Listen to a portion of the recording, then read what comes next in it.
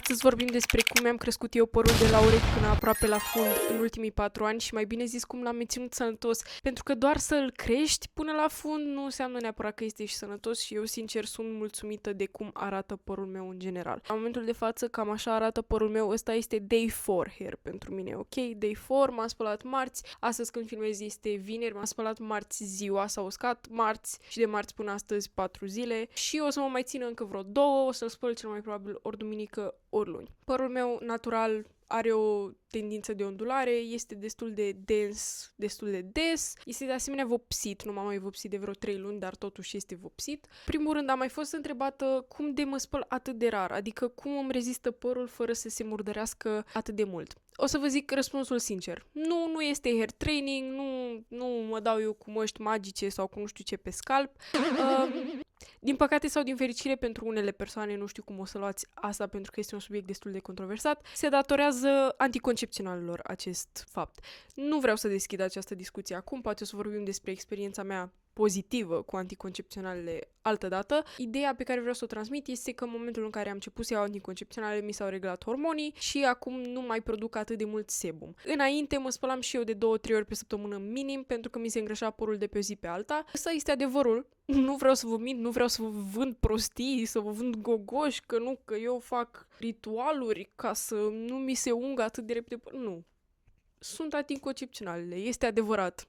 They actually work. Acum când vine vorba de rutina mea de spălare, așa cum v-am zis, mă spăl o dată pe săptămână și mă șamponez de 2 ori. Primul șampon este tot timpul același și tot timpul o să fie același, cel mai probabil, și este acesta de la Pantene Aqua Light. Este cel mai ieftin și cel mai bun clarifying shampoo, curăță foarte bine scalpul de grăsime și de ulei și de murdărie. Cred că am consumat vreo 5 sticle din astea până acum, inclusiv mai mari, asta este de 400, dar uneori când mai găsesc la ofertă mi iau de pe Notino de 625 de mililitri, dacă nu mă înșel. Apoi, a doua șamponare, sincer vă zic, este tot timpul un șampon random pe care îl cumpăr ori pentru că îmi place mie când îl văd în magazin, ori pentru că îl găsesc la ofertă, cum l-am găsit pe ăsta că aveam cupon la DM, de la Science Intense Volume. O dă mare Intense Volume, vreți să vă mint? Nu pot să vă mint, dar da, spală bine. În trecut am mai folosit unul tot de la Pantene Repair and Protect, mi s-a părut ok și ăla. Cele care îmi plac cel mai mult, sincer, de la L'Oreal sunt și este Extraordinary Oil. Ăla chiar mi-a plăcut cel mai mult, mi se pare că și hidratează un pic părul, dar îl curăță bine în același timp. De asemenea, Glycolic Gloss, care, mamă, de șamponul ăla miroase într-un hal, iubesc acel miros, dacă l-ar face parfumul l-aș cumpăra în secunda 2. Balsam, nu prea. Honestly, mi se pare că nu face nimic pe părul meu, mi se pare pur și simplu că este o mască diluată. Am unul în duș de obicei, cel mai ieftin pe care îl găsesc pentru că folosesc și ca să mă epilez. Tot timpul am unul acolo și uneori îl mai folosesc pe păr și momentan îl am pe ăla de la Gliss negru. Masca pe care o folosesc este Garnier Fructis, asta este cea cu papaya. Astea îmi plac cel mai mult pentru că mi se pare cel mai rentabil. Are 400 de mililitri aproape una de asta și mi-a plăcut și aia cu banane, pe aia am folosit-o prima oară și sincer când mi se termină asta probabil o să încerc o altă varietate din această gamă. Alte tratamente pe care le mai folosesc in shower din când în când, nu la fiecare spălare. Cel de la L'Oreal din gama tot Glycolic Gloss, glossul ăla, chiar îmi place cum se vede, mi se pare că dă un shine deosebit părului. De la L'Oreal Professional Keratin Slick pe care l-am primit spre testare prin All to Test și chiar îmi place și chiar mi se pare că mai calmează din frizul părului, mai ales că părul meu are tendințe de ondulare. Mai am nevoie din când în când așa de un tame. Vopseaua de păr pe care o folosesc pentru că probabil o să mă întrebați este tot L'Oreal Casting Creme Gloss 4102 Satin Glaciar. După spălare pun un prosop din ăla special pentru păr în cap și stau cu el așa cam vreo jumătate de oră. Tot timpul îmi usuc părul la aer. Îmi pare rău, eu nu folosesc căldură în păr absolut deloc. Cred că maxim de 5 ori pe an dacă mă apucă pe mine să-mi bag placa în păr. De ondulat nu știu să-mi fac părul. M-a salvat lenea de la orice fel de heat damage ever, pentru că mi-e prea lene să mă usuc efectiv cu fionul. Oricum nu am fion. Efectiv nu am fion în casă. Fie vară, fie iarnă, eu mi usuc părul la aer. Pentru că am și mult păr. Când îl aveam mai scurt, nu mi-era atât de lene. Acum că am atâta păr, mi-e lene și durează mult să-l usuc și cu fionul. Asta eu nu folosesc heat protectant pentru că efectiv nu folosesc niciun fel de heat. Și după îl scot din prosop, dar înainte să se usuce, fix când îl scot din prosop, folosesc leave-in. Leave-inul meu preferat este de la Science din gama Intense Plex, dar momentan folosesc și nu știu unde l-am pus, de asta nu l-am aici. Ulei serum care e multi-use de la Matrix pe care la fel l-am primit spre testare. Foarte decent, foarte puțin trebuie să să folosești, de asemenea miroase foarte bine. Alte produse pe care le mai folosesc, momentan folosesc acest mist cu ulei de la Lador, pe care l-am primit de la cei de la Skinguru. Miroase în primul rând foarte bine, ajută la detangling foarte mult, nu încarcă părul foarte tare. Sunt 3 puncte forte când vine vorba de păr, care te ajută foarte mult să-ți crești părul și să ajungă într-o condiție bună la o lungime mare dacă asta îți dorești. 1. Ai grijă de rădăcini, să te cureți ca lumea. De asta mă șamponez eu de 2 ori cu 2 produse diferite, ca părul să nu fie îmbâxit. Dacă rădăcinile sunt îmbâxite, părul crește mai greu. 2. Evită tracțiunea foarte puternică. Nu fac slickbacks. I was never a slickback girl. Arăt efectiv ca Humpty Dumpty dacă port un slickback și ăsta este în beneficiul meu pentru că astfel n-am făcut niciun slickback și nu mi-a căzut părul și n-am avut traction alopecia vreodată. Și 3. Asta este părerea mea cea mai important și mi se pare că nu se vorbește destul. Trebuie să-ți menții lungimile. Cu orice vrei tu, cu toată forța sufletului tău trebuie să-ți menții lungimile. Știu că toată lumea face tratamente la scalp, pune 30.000 de... By the way, hair rolling am încercat, n-a funcționat niciodată pentru mine, mi se pare un mare schem. Am încercat, mi-am făcut și eu uleiuri acasă, am cumpărat uleiuri pentru chestia asta, nu. Mai mult, mi se părea că îmi îmbâxește mai tare scalpul, îmi cade mai mult păr atunci când mă spăl. Deci eu personal, dacă putem te ajută, felicitări, eu personal nu o să recomand niciodată chestia asta. Este mult mai important ce faci cu lungimea părului decât ce faci aici. Atâta timp cât îți ții scalpul curat astfel încât să nu fie îmbâxit, este mult mai important ce faci aici. Eu nu îmi fac slickback-uri așa cum am zis.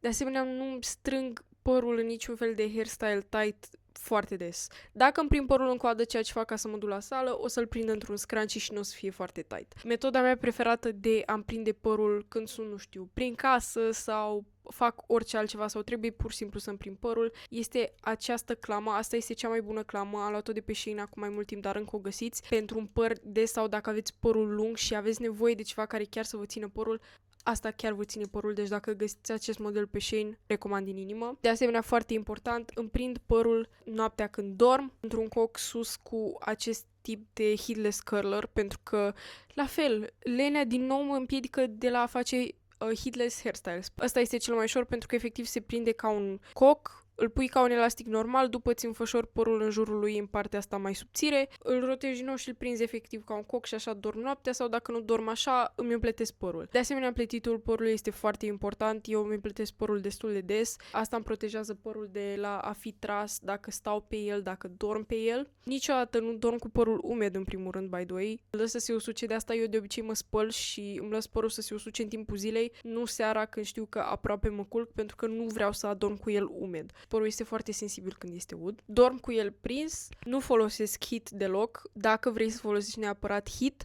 te rog, îmbibă-ți părul în heat protectant. N-ai cum altcumva să îți dorești să ai părul sănătos dacă folosești o grămadă de căldură. Să vorbim despre cum părul meu a stagnat din creștere anul trecut. Și părul meu a stagnat din creștere anul trecut pentru că am trecut printr-o perioadă foarte stresantă în care mâncam numai porcării, nu mă mișcam, eram sedentară. Totuși nu am avut niciodată anemie diagnosticată, nici n-am avut simptome foarte puternice, cum ar fi leșin, amețeli foarte puternice și așa mai departe. Când îmi făceam analizele, aveam hemoglobina un pic scăzută și siderimia în limita normalului, dar în limita joasă. Dacă vi se pare că aveți părul uscat ca sand, dar voi faceți toate chestiile posibile sau dacă vi se pare că nu mai crește, duceți-vă la analize și nu lăsați să vă facă doar hemoglobină și siderimia fiind nivelul activ de fier din sânge.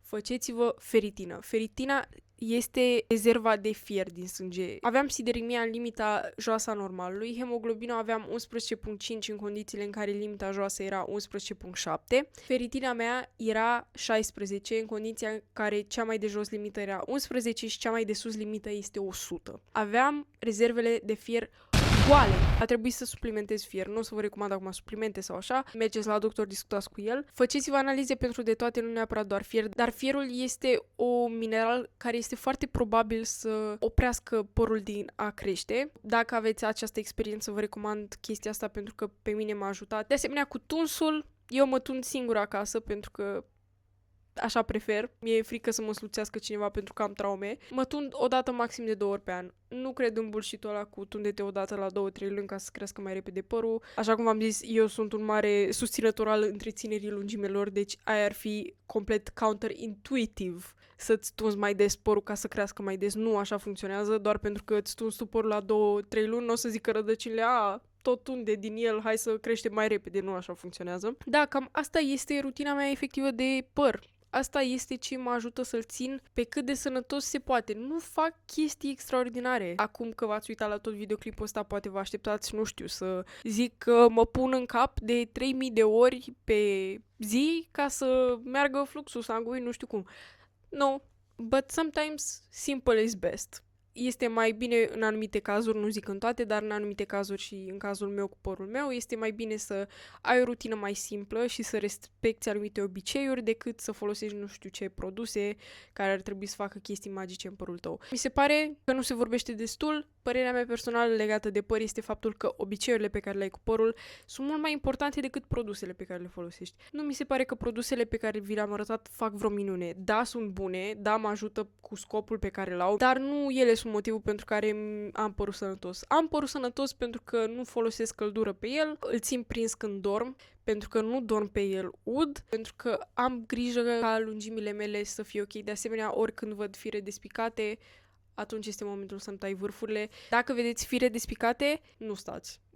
Ăla este realmente momentul în care trebuie să vă tăiați părul. Îmi pare rău, asta este realitatea, pentru că dacă le lăsați, o să se despice în sus din ce în ce mai tare și atunci este momentul în care lungimile cedează și se desprind. Dar dacă asta este rutina mea de îngrijire a părului și ăsta este modul în care mi-am menținut părul sănătos, take care of the habits you have, not the products you use. Those are more important.